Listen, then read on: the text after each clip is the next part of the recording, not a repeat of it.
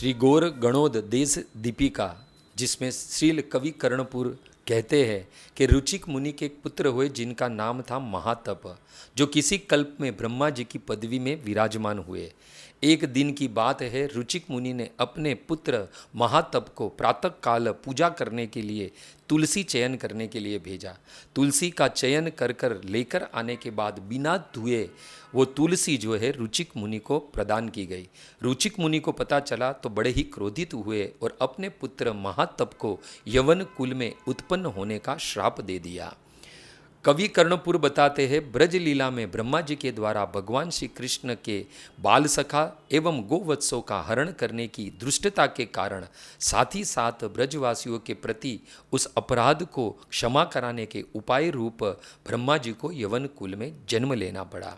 इस प्रकार दो कारण ब्रह्मा जी के हरिदास ठाकुर के रूप में गौर लीला में जन्म लेने के हुए।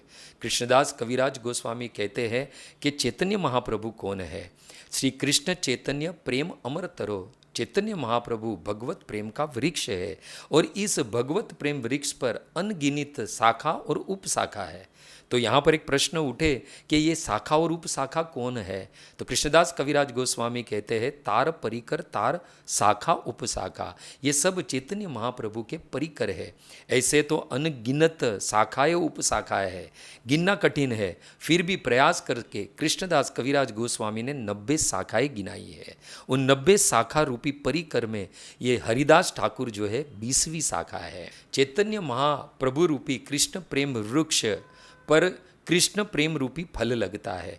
वही फल जीवों को प्रदान करने का कार्य ये परिकर रूपी शाखा उपशाखाएं करती है।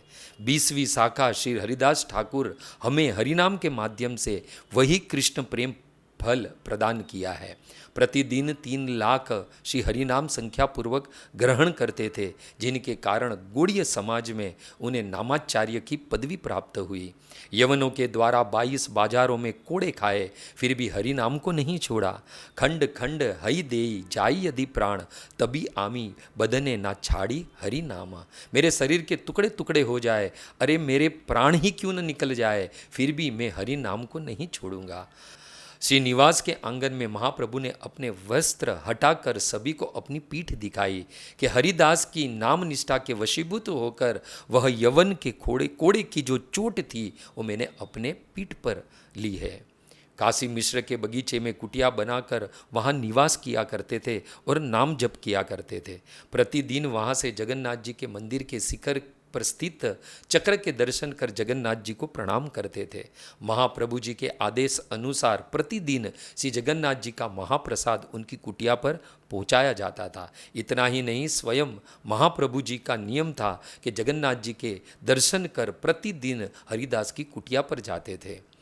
हरिदास ठाकुर का प्राण प्रयाण, अंतिम समय, अंतिम इच्छा, अंतिम वांछा प्रणम्य है।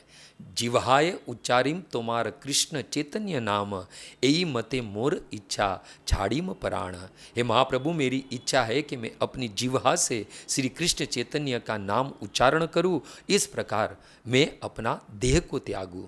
श्री हरिदास ठाकुर की महिमा क्या कहूँ, जिनके संग से स्वयं महाप्रभु को सुख मिलता था, जिनके कृपा के कारण जगाई मगाई के कर्णों को हरि नाम प्रदान हुआ, जिनके कृपा के कारण एक वैश्या एक वैष्णवी बन गई, जिनके पवित्र गुणों का गुणगान महाप्रभु की जिह्वा किया करती थी, जिनका प्राण प्रयाण जो है 12 महाजनों में से एक पितामह भीष्म का स्मरण करवाया, जिनके देह को अपनी गोद में उठाकर महाप्रभु ने प्रेमावेश में नृत्य किया, जिनके शरीर को समुद्र में स्नान कराने से समुद्र महातीर्थ बन गया, जिनके शरीर पर बालू डालते समय हरि बोल की ध्वनि स्वयं महाप्रभु ने की, जिनके तिरोभाव उत्सव के समय स्वयं महाप्रभु ने सिंह द्वार पर अपने वस्त्र फैलाकर दुकानदारों से भिक्षा मांगी, जिनके तिरोभाव दिवस उत्सव पर स्वयं महाप्रभु ने अपने हाथों से सभी भक्तों को प्रचुर मात्रा में प्रसाद वितरण किया, जिनके तिरोभाव दिवस को चैतन्य महाप्रभु ने